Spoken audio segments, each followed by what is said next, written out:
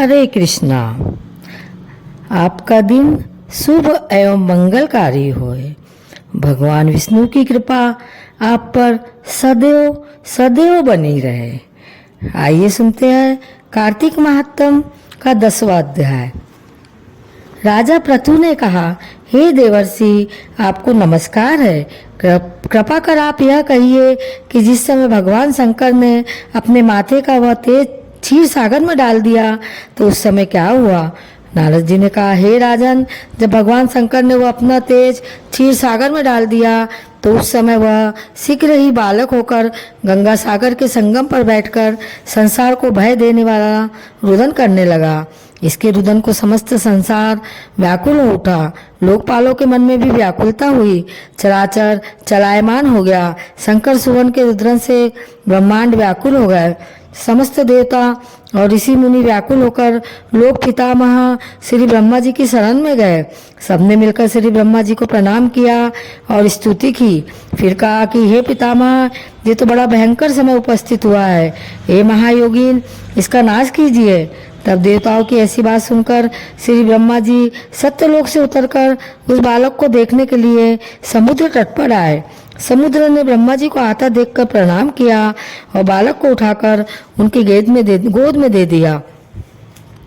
तब विस्मित होकर श्री ब्रह्मा जी ने पूछा, हे सागर, तुम शीघ्र कहो कि यह बालक किसका है। समुद्र ने विनम्र शब्दों में कहा, प्रभु, यह तो मैं नहीं जानता, किंतु मुझे इतना अवश्य ज्ञात है कि यह गंगा सागर के संगम पर प्रकट हुआ है। अतः हे जगत गुरु, आप इस बालक का जात कर्म आदि संस्कार कीजिए, इसका जातक फल बताइए।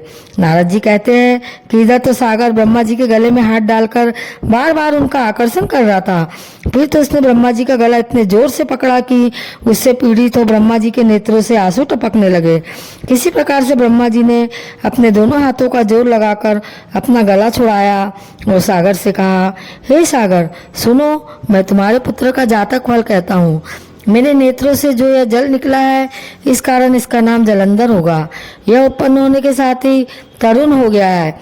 इससे यह सब शास्त्रों का पारगामी, महापराक्रमी, महावीर, जवान, महायोद्धा और अंधुमृद होगा। यह बालक सब दैत्यों का अधिपति और भगवान विष्णु को जीतने वाला होगा तथा यह कहीं भी न हारेगा। एक भगवान शंकर को छोड़कर यह सबसे अवध्यय होगा। जहाँ से उत्पन्न हुआ है फिर वहीं जाएगा। इसकी स्त्री बड़ी पतिव्रता, सौभाग्यशालिनी, सर्वाग्य सुंदरी और परम मनोहर मिष्ट भाषिनी तथा शीलवान होंगी। नारद जी कहते हैं, हे राजन, सागर से ऐसा कहकर ब्रह्मा जी ने शुक्राचार्य को बुलाकर उनके हाथों से बालक का राज्याभिषेक कराया और आप अंतर्ध्यान हो गए। फिर तो बालक को देखकर सागर बड़ा ही प्रसन्न हुआ और वह घर आ गया है। कितने ही उपाय से उसका पालन कर उसको पुष्ट किया।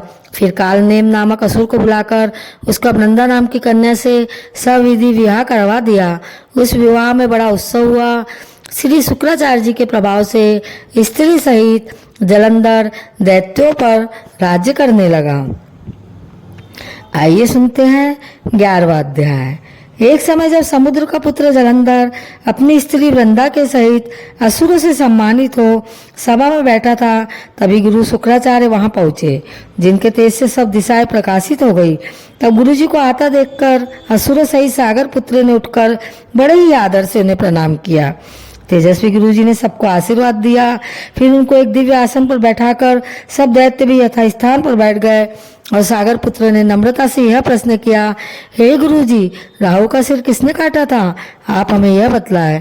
इस पर श्री शुक्राचार्य जी ने विरोचन पुत्र हिरण्यकशिपु और उसके धर्मात्मा पौत्र का परिचय देकर देवताओं और असुरों द्वारा समुद्र मंथन की संक्षेप में सब कथा कहकर यह बतलाया कि जब समुद्र से अमृत निकला तो उसे देवरूप बनाकर राहु भी पीने बैठ गया। इस पर इंद्र के पक्षपाती भगवान विष्णु ने राहु का सिर काट डाला।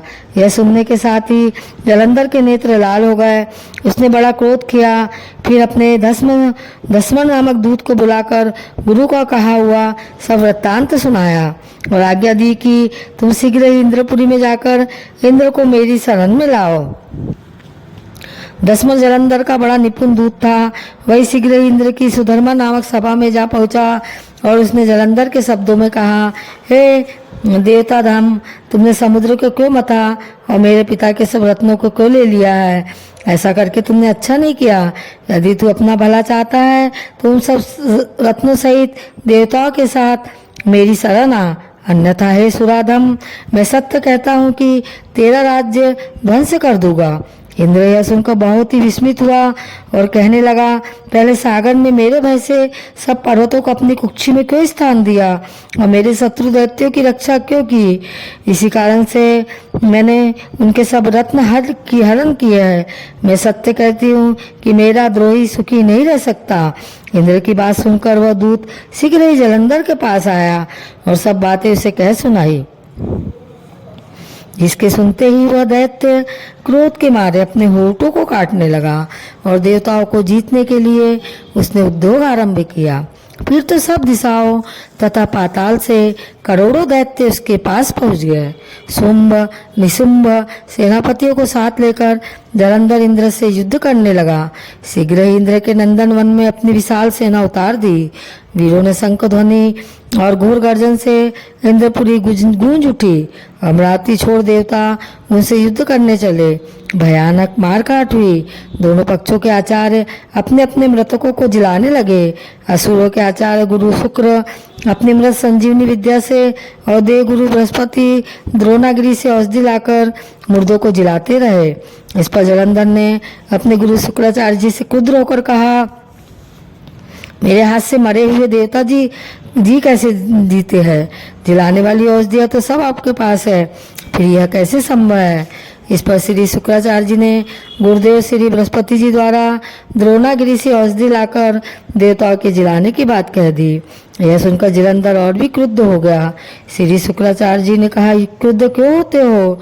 यदि शक्ति है तो द्रोणागिरी पर्वत को उखाड़ कर समुद्र में फेंक दो, तब मेरे कथन की सत्यता प्रमाणित हो जाएंगी। इस पर जलंधर क्रुद्ध होकर शीघ्र ही द्रोणागिरी पर्वत के पास जा पहुंचा और अपनी भुजाओं द्वारा उसे जड़ से उखाड़कर समुद्र में फेंक दिया। वो भगवान शंकर का तेज था, इसमें जलंधर की कोई विचित्रता नहीं। पश्चात यह सागर पुत्र युद्ध भूमि में आकर बड़े वेग से देवताओं का संहार करने लगा। जब गुरु बृहस्पति औषधि लेने के लिए द्रोणागिरी पर्वत पर पहुंचे तो द्रोणागिरी की जगह वहां पर उन्हें सूना मैदान मिला। तब वो भयभीत होकर देवताओं के पास आए और कहा कि युद्ध बंद कर दो, तुम लोग अब जलंधर को नहीं जीत सकोगे। पहले इंद्र ने जो भगवान शंकर का अपमान किया वो उसी का फल है। यह सुनकर देवता युद्ध की आशा त्याग अत्यंत ही व्याकुल हो इधर उधर भाग निकले। सिंधु सुत निर्भय होकर अमरावती में प्रविष्ट हो गया। इंद्र आदि सब देवताओं ने गुफाओं में शरण ली।